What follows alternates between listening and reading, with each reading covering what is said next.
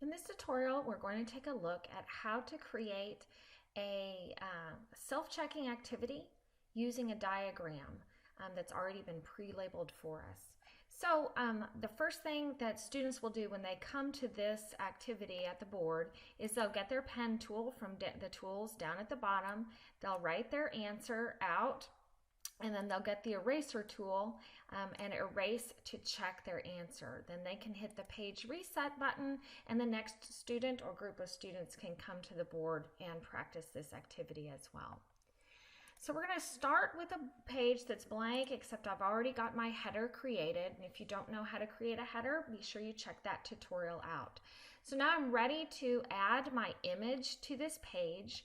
I'm going to go to Internet Explorer, or you could use Chrome, and I've already found an image that is perfect for this on a site called classroomclipart.com. So you'll want to make sure you're using copyright-friendly images anytime you're bringing them into ActivInspire, or really anytime you're using an image in class. So here's my image, and I'm going to leave the watermark because that's part of the agreement with the ClipArt site. And I'm going to use the snipping tool to snip this image. So if I go to my start button and I type in the word snip or snipping tool, it will come up. That works great in either Windows 7 or Windows 10. Then I'm going to select, I want a new snip. And then I'm going to use my cursor. You can see it kind of turned into little crosshairs there. From the top left, I'm clicking and dragging to the bottom right. When I've got everything that I want to take a picture of or take a snip of in, then I release. Once I have that done, I just hit the copy button, and that has copied that image to my clipboard, and I'm ready to get into ActivInspire. Once I'm in ActivInspire, I'm going to right click and paste that image onto the page, and because I'm using my select tool, my arrow tool, I'm able to move the image freely around, and I can click on the image and you'll see that the bounding box comes up, and if I use the bottom right little dot here in the bottom right hand corner, I can resize that image and it keeps the correct aspect ratio, which is great. It doesn't smush or stretch out my image at all. Then I'm ready to lock that in place, so I right click and I'm going to lock that image down so it doesn't move around. You'll notice I am in presentation mode up here at the top. When I go into design mode, I can reposition this image and then go back to presentation mode, and it will act locked down again. So now I'm ready to add my blanks so that my students know where to put their answer. So I'm going to go to the shape tool, and I'm going to choose the horizontal line tool. I'm going to choose black as my color, and I want to make sure that I've chosen a thickness that is just right. So that's going to be, for me, the second preset thickness here. And then I just put a blank or a horizontal line above each of the answers. And once I have that done, I am going to lock each of those or all of those in place. So I'm going to go to my select tool, and I'm going to click and drag so that I'm at least touching each of the things that I want to lock down.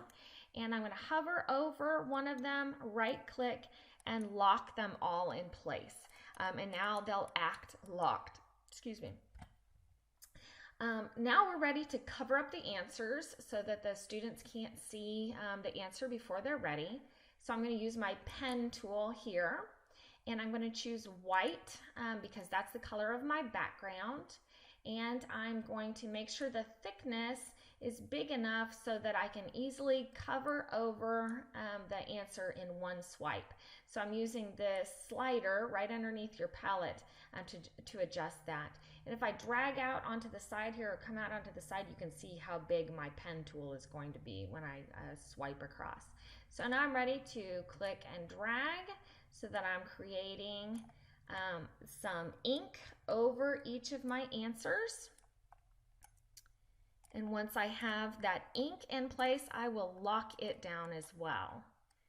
So the next thing I'm going to do is I'm going to get my select tool, which is the arrow tool, And again, I'm gonna select my entire diagram so that it grabs a hold of all of those pieces of paint that I've put on there, and I do need to come over to one of them where I know one of them is, and right click and choose locked. That way it again locks everything in place. When students come to the board, the answer won't accidentally be revealed.